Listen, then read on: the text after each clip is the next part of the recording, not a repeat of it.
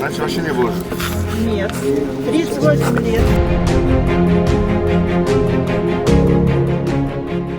Площадка, конечно, хорошая, красивая. Работают очень хорошо. Ребята, знаете, как мурашки работают.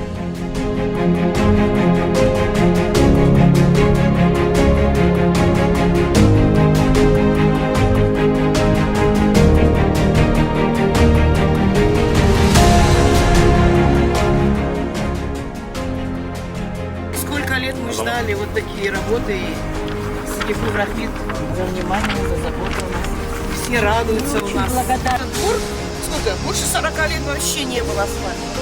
Просто слышали, да?